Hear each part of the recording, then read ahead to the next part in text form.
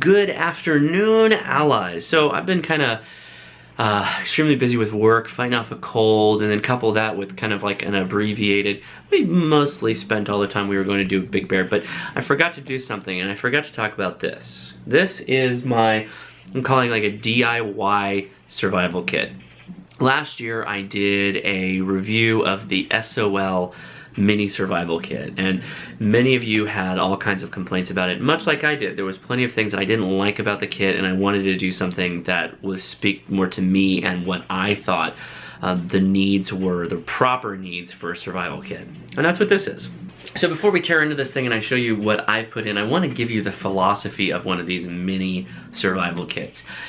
Really, they should be tuned specifically to you and specifically to the environments that you may find yourself in. Because there are all kinds of situations where some items just aren't going to be of that much value. A bunch of water tablets to purify water isn't really going to be helpful if you're in an area that's covered with snow, right? In that case, you might want more shelter. Shelter would be more important. Or a compass if you were planning on self-rescuing, or you were of the mindset that you wanted to self-rescue instead of, say, have an emergency whistle so that you could get your signal for help without having to walk very far. Or maybe you want both and sacrifice something else.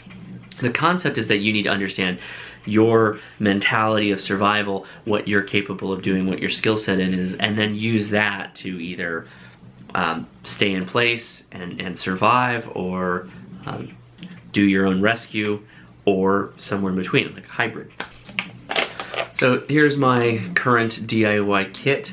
It's a Pelican 1010 box with an ESEE Rowan. Notice this is purple. There's a reason for that. It's not because I like purple, it's that very high vis. You'll be able to see this if you drop it, if it falls off of you. Also this sheath, this is the sheath that came with.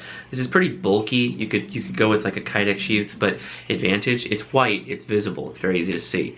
It's on a lanyard like this. I have it connected like this once so it doesn't get lost.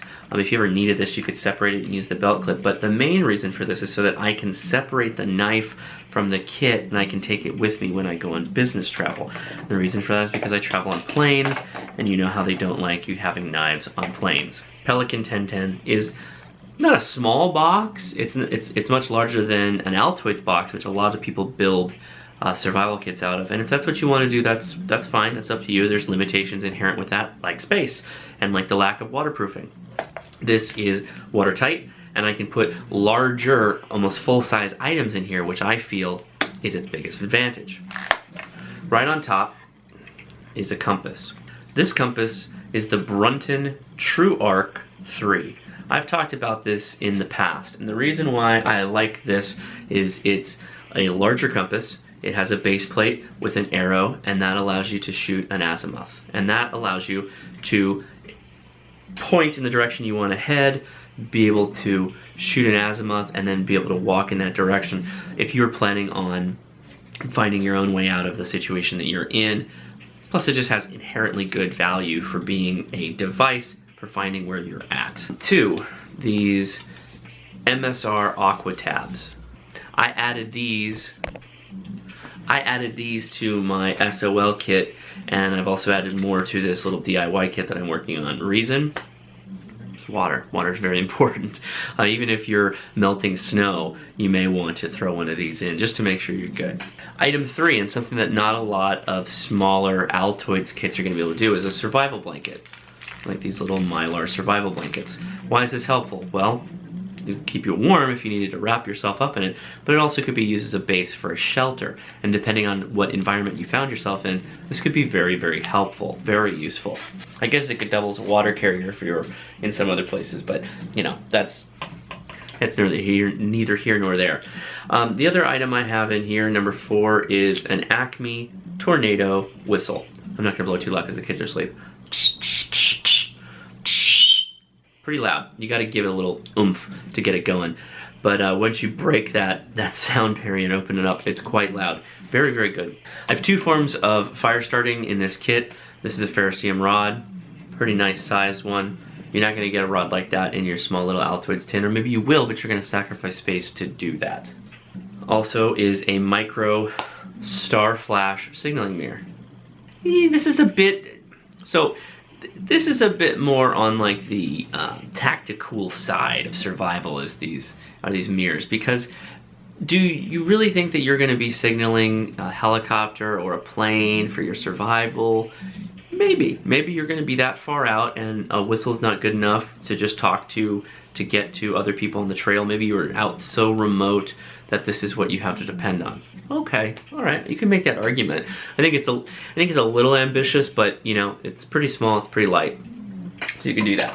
And then the last item, which is also a fire starter, and this is in here mainly because it just takes up no space, is this very simple Fresnel lens. These Fresnel lenses are very inexpensive and sure, why not? Useful for fire starting. It's like an extra layer of protection. Now, the cool thing about these kits is, like I said, it's a do-it-yourself kit. You can do whatever you want. So you can add any items you'd like to it. So if I'm putting this all back in here, and I'm thinking to myself, okay, well, ferrocerium rods are all great and all that, but I'm going to be without a knife because I'm going to be traveling on a plane here coming up soon. So what does that mean? Well, ferrocerium rod becomes less useful, so what do? Well, why don't I take one of my mini Bics and I fit that right inside? And you can do that because you got lots more space. And it doesn't take up that much more space in your pocket or most likely your backpack, which is where I would deploy this and where I would carry it. Going back to the Rowan. The Rowan is probably the tiniest knife that I would recommend carrying. The only advantage that it has is its fixed blade.